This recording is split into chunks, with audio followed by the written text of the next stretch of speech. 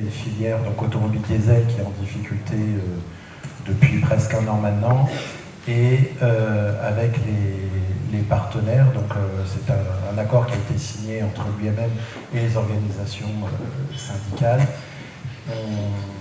On a réfléchi à ce qu'on pouvait faire pour accompagner cette filière pour passer la période difficile et avec un creux et sûrement un rebond et une évolution dans certains métiers. Donc on a commencé à échanger au mois d'août. Les premiers échanges ont été faits en août et l'accord a été signé au mois de décembre de la même année. Donc ça a été des échanges assez réguliers.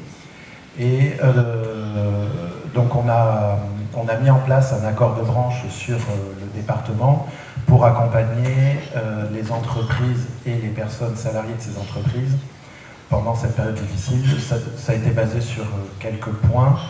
La prise en charge par la branche de la formation des personnes travaillant dans cette filière-là, à 100%, tous les frais formation et les frais annexes à la formation, logement, déplacement et restauration pris en charge aussi, ainsi que la masse salariale pendant le temps de la formation. Ça permet aux entreprises impactées de passer sur une période de 24 mois. Ça permet aux entreprises impactées d'alléger à un moment donné la masse salariale et en même temps de former ses collaborateurs pour pouvoir préparer l'avenir et aller voir de nouveaux marchés et se diversifier. Ça représente à peu près un peu 1000 salariés à peu près sur le département et là on en est à un peu plus d'une dizaine d'entreprises.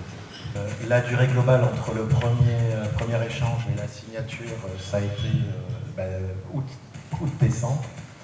Il y a eu pas mal d'échanges et ça n'a pas été très compliqué parce qu'on avait un but commun qui était d'accompagner cette filière qui est en souffrance. Et l'objectif était d'accompagner les entreprises pour passer ce cap et préparer l'avenir. Donc, comme on avait cet objectif en commun, les échanges ont été constructifs, ils ont été récurrents, réguliers, ils ont été transparents. Et du coup, au fur et à mesure, on a construit cet accord. Après, quand on s'est entendu sur un accord, chaque partie a vu avec ses organisations en interne et au national. Et après, quand on s'est revu, quasiment, pratiquement aucune ligne n'a été modifiée. On a bien vérifié que ça correspondait bien à la loi et que tout était bien carré juridiquement. Et ça a été signé par l'ensemble des partenaires.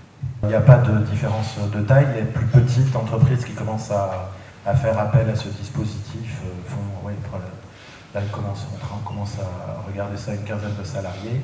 Et la première qu'il a utilisée, ils sont aux alentours de 400 salariés.